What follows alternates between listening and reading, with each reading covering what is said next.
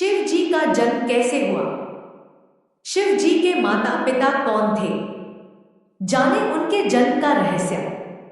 भगवान शिव हिंदू धर्म के सबसे महत्वपूर्ण और पूजनीय देवताओं में से एक माने जाते हैं। ये सभी देवों में सर्वश्रेष्ठ माने जाते हैं, इसलिए ही भगवान शिव को देवाधिदेव महादेव भी कहा जाता है। भोलेनाथ अनादि, अनंत और स्वयंभू हैं। भगवान शिव जब सभी देवताओं में श्रेष्ठ हैं, तो मन में जिज्ञासा उठती है कि उनके माता पिता कौन हैं, क्योंकि भगवान शिव के माता पिता को लेकर ज्यादातर भक्तजन अनजान हैं। श्रीमद् देवी भागवत पुराण में भगवान शिव के जन्म से जुड़ी कथा का जिक्र किया गया है। कुछ और धार्मिक ग्रंथों में भी भगवान शिव के जन्म के संबंध में बताया गया है। श्रीमद् देवी भागवत एक ग्रंथ है जिसे देवी भागवतम के नाम से भी जाना जाता है। श्रीमद् देवी भागवत पुराण में शिवजी के माता पिता का जिक्र मिलता है। देवी पुराण की कथा के अनुसार एक बार देवर्षि नारद ने अपने पिता ब्रह्मा जी से पूछा कि इस सृष्टि का निर्माण किसने किया है और भगवान विष्णु, भगवान शिव और आपके माता पिता कौन हैं? नारद जी के प्रश्नों का उत्तर देते हुए ब्रह्मा जी ने उन्हें भगवान शिव, भगवान विष्णु और ब्रह्मा जी के जन्म और उनके माता पिता के बारे में बताना शुरू किया। ब्रह्मा जी ने कहा कि देवी दुर्गा और शिव स्वरूप ब्रह्मा यानी कालसदाशिव के योग से ब्रह्मा, विष्णु और महेश इन त्रिदेवों की उत्पत्ति हुई। प्रकृति स्वरूप मां दुर्गा ही हम तीनों देवों की माता है और काल सदाशिव हमारे पिता है। शिवजी के माता पिता के बारे में एक और अन्य कथा है जिसके इसके अनुसार एक बार ब्रह्मा जी और भगवान विष्णु में विवाद हो जाता है। विवाद में ब्रह्मा जी ने भगवान विष्णु से कहा कि मैं आपका पिता हूँ, क्योंकि समस्त सृष्टि की उत्पत्ति मैंने ही की है, मैं ही प्रजाति हूँ, इसलिए मैं ही आपका पिता हूँ। तब भगवान विष्णु ब्रह्मा जी से कहते हैं कि आप मेरे पिता नहीं, बल्कि मैं आपका पिता हूं, क्योंकि आप मेरी नाभि कमल से उत्पन्न हुए हैं।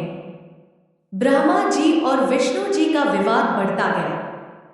तब उनके विवाद को सुलझाने के लिए सदाशिव वहां पहुंचे और उन्होंने कहा कि पुत्रों, मैंने जगत की उत्पत्ति और स्थिति रूपी दो कार्य आपको दिए हैं।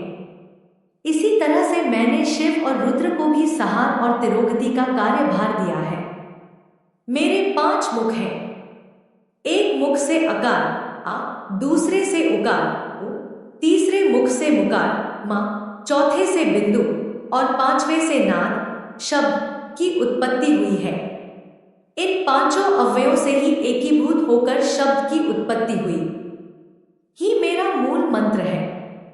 भगवान शिव के माता पिता के बारे में पौराणिक ग्रंथों में विभिन्न कथाएं और मान्यताएं पाई जाती हैं, लेकिन उनमें से अधिकांश में भगवान शिव को अनादि, जिसका कोई आरंभ नहीं है, और स्वयंभू, स्वयं उत्पन्न कहा गया है।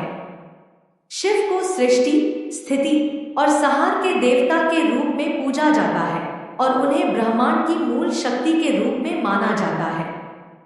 फिर भी कुछ ग्रंथों में भगवान शिव के माता पिता के बारे में उल्लेख मिलता है।